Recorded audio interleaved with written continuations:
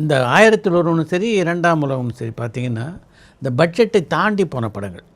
எதனால் இதெல்லாம் ஆகுதுன்னு நினைக்கிறீங்க? சரியான திட்டமிடல் இல்லாததா, இல்லை தற்செயலாக நடக்குதா? இல்லை, சரியான திட்டமிடல்னு நான் சொல்ல மாட்டேன். எனக்கு 2ஆம் உலகம்லாம் கரெக்டாக செட் பண்ணி தான் போகணும். இப்போ 1001 சொன்னீங்கன்னாக்கா அஃப்கோர்ஸ் அது வந்து திட்டமிடுறது மட்டும் இல்லை, நமக்கு நடந்த பிரச்சனைகள்லாம் நேச்சுரல் கலாமிட்டி தான் பிரச்சனை. நிறைய நாள் பேக்கப் ஆச்சு. டைரக்டர் கோச்சிக்கிட்டு பேக்கப் பண்ணதெல்லாம் பரவாயில்ல, அது இல்லை. அது இல்லாமல் நம்ம நேச்சுரல் கலாமிட்டி நிறைய விஷயங்கள் நிறைய இடத்துல நடந்துச்சு மாதிரி. அதுதான் அந்த படத்தோட. ஆனால் ஒன்று நான் தெளிவாக சொன்னேன், முதல்ல அவங்க சொன்ன பட்ஜெட்டு ஆக்சுவலாக தப்பான ஒரு பட்ஜெட்.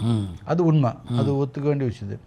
பட் அதுக்கப்புறம் நடந்த விஷயங்கள் எல்லாமே அது நம்ம கையில் இல்லை. ரெண்டாவது நமக்கு என்னன்னாக்கா, தமிழில் 2000 ஜூன் ஆர்டிஸ்ட் கிடையாது. ஸோ ஆந்திராலேருந்து கொஞ்சம், பெங்களூர்லேருந்து கொஞ்சம், ஒரிசாலேருந்து கொஞ்சம், இப்படியெல்லாம் ஜூனியர் ஆர்டிஸ்ட் வர வைக்கணும். 2000 ஜூனியர் ஆர்டிஸ்ட் கொண்டாந்து வச்சுட்டு எல்லோரும் இன்றைக்கி வச்சு எல்லாருக்கும் பிளாக் மேக்கப் போட்டு இப்போ 5 அசிஸ்டன்ட் ஒருத்தரும் மேலே ஏறி நின்று அவன் சீனை சொல்லுவாங்க, இந்த மாதிரி பண்ணணும் அப்படின்ட்டு ஒரிசாவில் சொன்னோம்.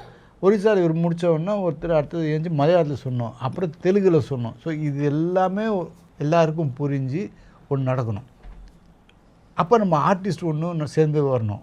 அப்போ யாராச்சும் ஒருத்தர் அங்கே பல்ல காமிப்பாங்க, ஏதோ ஒன்று சிரிப்பாங்க.